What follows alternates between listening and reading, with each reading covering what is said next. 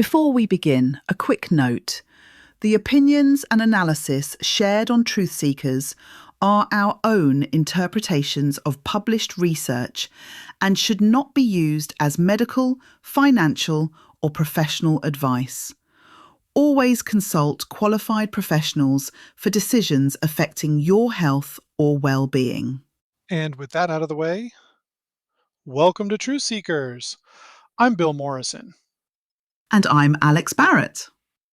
Today is February 2, 2026, and we're talking about the 75% cure that wasn't, when the FDA said, not so fast.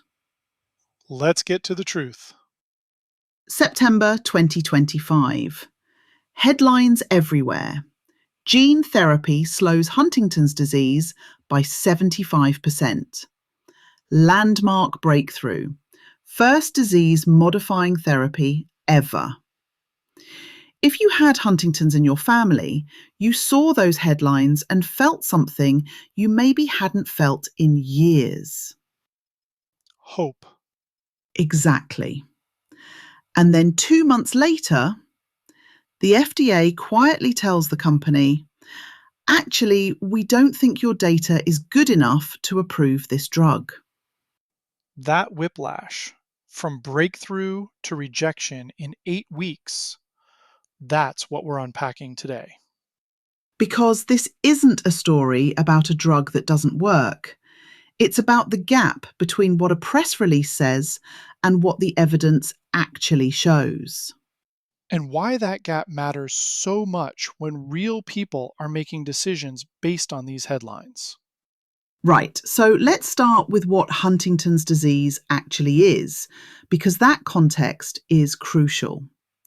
It's a genetic condition where a mutated protein slowly destroys parts of your brain. You lose motor control, cognitive function, everything. And there's no cure. And it's fatal. Average life expectancy after symptoms start is about 15 to 20 years. So when September's headlines said a single-dose gene therapy had slowed disease progression by 75%, that's enormous. The company, uniQure, put out this press release saying their drug AMT-130 had achieved statistically significant slowing in a trial. They called it a landmark moment for Huntington's research. And the media ran with it. Revolutionary gene therapy, historic moment. I saw families posting about it on Huntington's forums, asking their neurologists if they could get access. Which makes total sense if you're watching someone you love deteriorate and suddenly there's this headline saying 75% slowing. But here's where my journalist alarm bells start going off. This wasn't a published study, it was a press release. Yeah, no peer review, no full data set, just top line results from a company that has a massive financial incentive to. Sorry, hang on.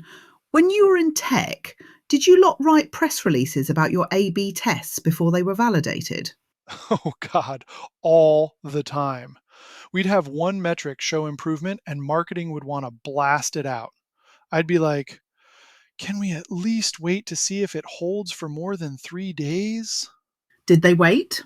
Never. Stock price doesn't care about statistical rigor. Right. Okay, so press release from a company with every reason to make this sound brilliant. What did the actual trial show? Okay, this is where it gets interesting. They treated 29 patients total with this gene therapy. It's a one-time injection directly into the brain. Hang on, brain surgery for a one-time treatment? Yep. They inject a virus that carries instructions to make a molecule that lowers the Huntington protein, the toxic one causing the disease. Right, that's the theory. Lower the toxic protein, slow the damage. So they treated these patients, followed them for 36 months, and measured how fast their disease progressed using something called the Composite Unified Huntington's Disease Rating Scale. Which measures motor skills, cognitive function, daily living abilities, basically how well you're functioning overall. Exactly. And at 36 months, The high dose group, 12 patients, showed a decline of 0.38 points on that scale. 12 patients. 12. Wait, didn't we? I feel like we've talked about a brain study with 12 people before. Was that the microplastics thing? Oh, yeah, the post-mortem study. Same sample size. Which we absolutely tore apart for being too small to draw conclusions from. Well, but hang on. That was post-mortem tissue with no controls. This is a prospective trial with With 12 people, Bill. fair, fair.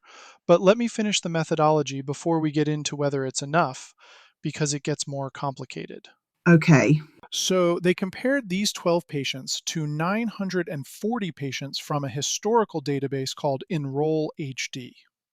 Wait, historical database? Yeah, this is where the methodology gets really important. They didn't compare the treated patients to a placebo group in the same trial.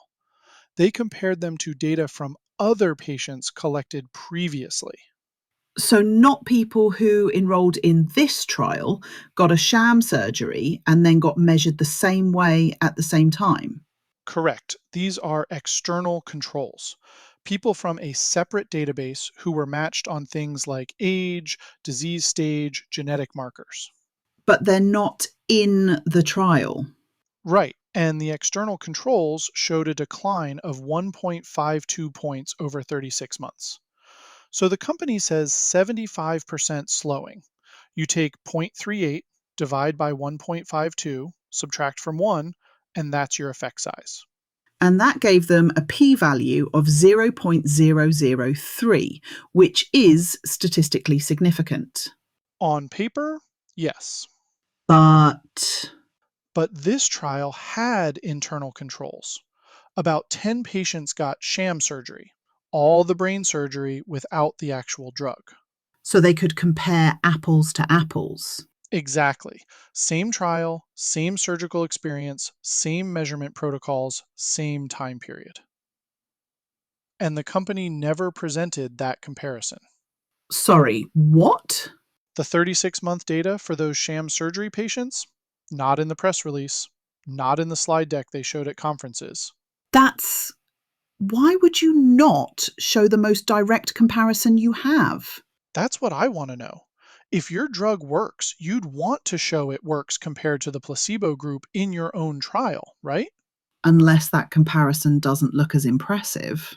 I'm not saying that's what happened, but it's a massive red flag when the data that should be most convincing is the data that's missing. Okay, but hold on. Let me play devil's advocate for a second. External controls, they're not ideal, but they're not automatically rubbish, are they? I mean, if you match carefully on all the important factors. You're right that they're not automatically invalid. In rare diseases, sometimes you can't ethically withhold treatment once you have a signal. So, external controls are sometimes your only option. Right, because you can't ask someone with a fatal disease to volunteer for sham brain surgery if there's a chance the real thing works. Exactly.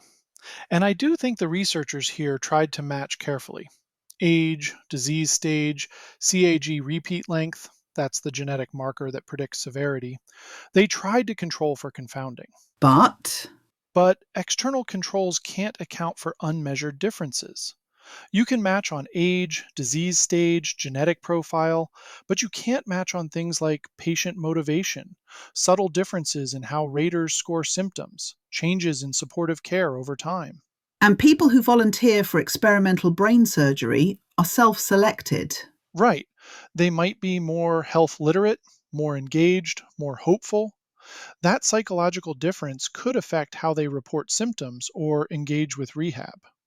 Okay, but then why did they have internal controls and not show them? That's what I don't get. If the external controls are necessary because of ethics, fine. But they did sham surgeries on 10 people. That's the question I keep coming back to. Because if you're going to ask 10 people to have sham brain surgery, which is not nothing, It's definitely not nothing. then you bloody well better use that data.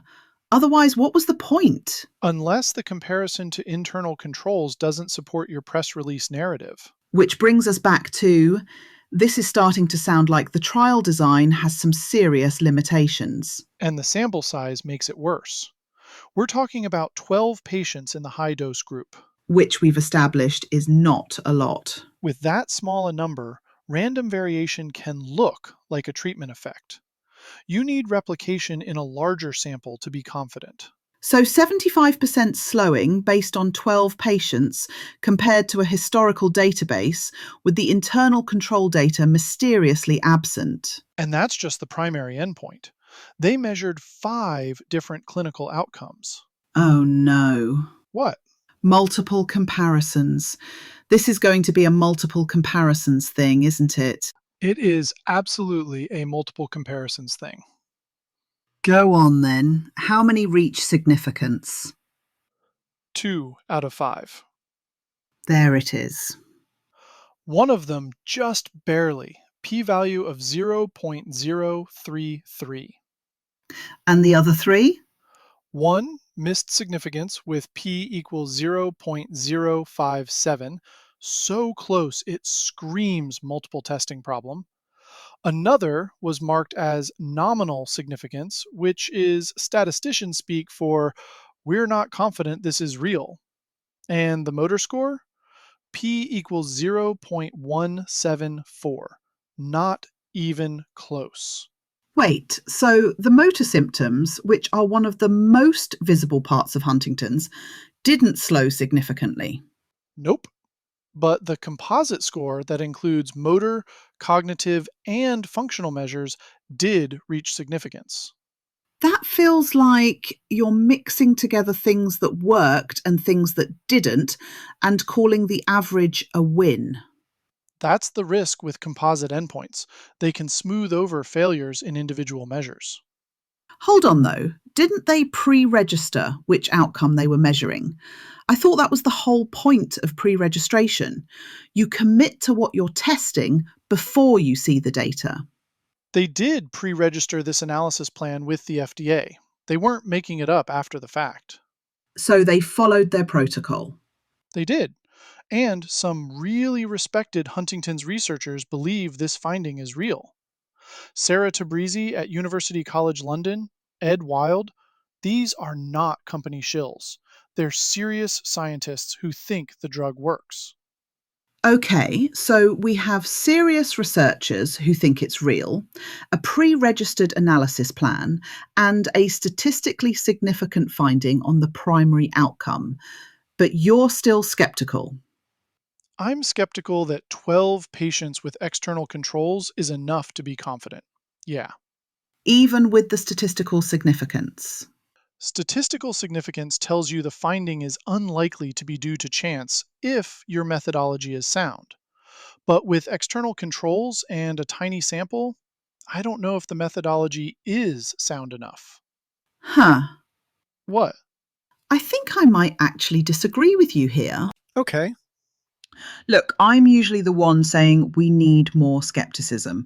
But in this case, if the experts in the field think the signal is real, if the analysis plan was pre registered, if the matching was done carefully, maybe the problem isn't that the evidence is weak, it's that the press release oversold how strong it was.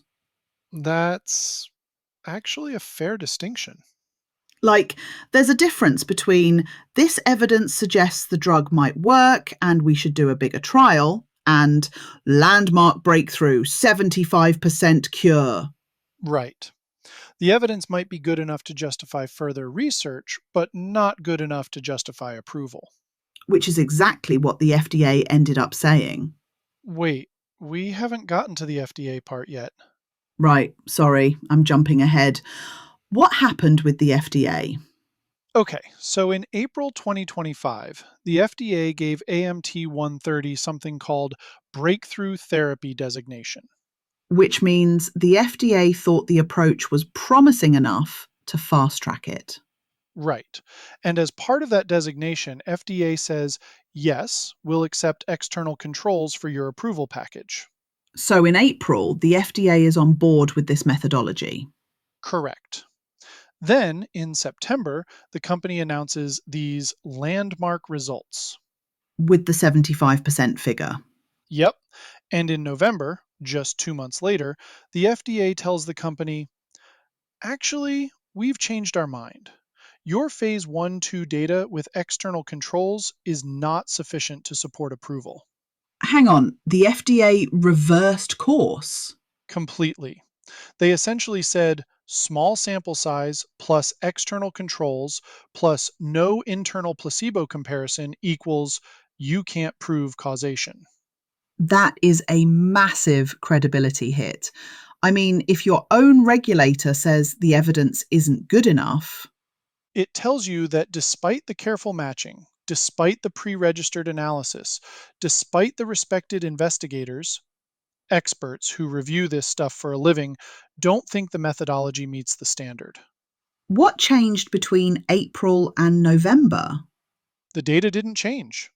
The FDA's confidence in external controls as proof changed. Because they looked at the actual numbers and realised 12 patients compared to a historical database can't rule out confounding. That's my read. Yeah. See, this is what I was trying to say earlier. The evidence might be suggestive, but it's not proof. And the FDA is drawing the line at proof. Yeah. And here's something else that's missing that really bothers me as someone who used to look at data pipelines: target engagement. What's that? The whole point of this drug is to lower the Huntington protein in the brain. That's the mechanism. You inject genetic instructions, those instructions make a molecule, the molecule lowers Huntington, less toxic protein equals slower disease. Right, that's the theory. The company never proved it actually lowers Huntington in humans. Sorry, what? They never measured whether the drug does what it's supposed to do at the molecular level. How is that possible? Isn't that the first thing you check? They said the tools to measure Huntington levels in human brains are too noisy. The measurements are unreliable. But they're confident enough to claim 75% slowing of disease without confirming the drug does what it's designed to do. That's the gap.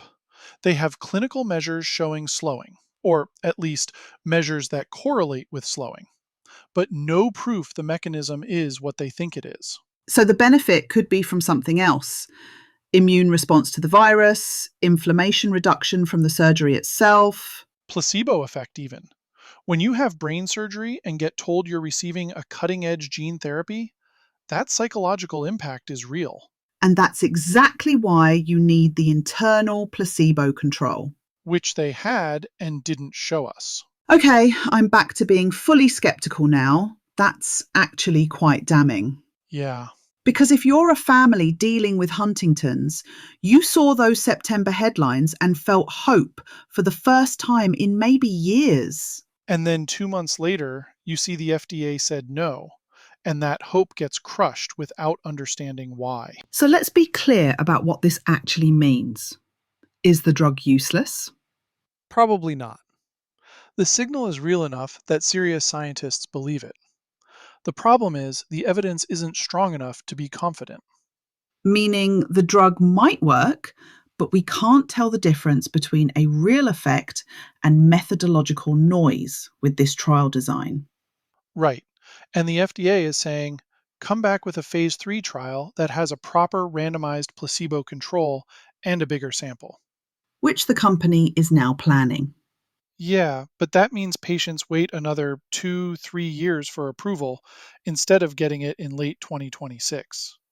Which is heartbreaking if you're declining fast.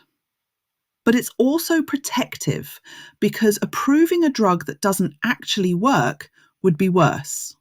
Exactly. You'd have people undergoing brain surgery for a treatment that might be no better than placebo. What does this tell us about how to read medical headlines? Press releases are marketing, they're not peer reviewed science.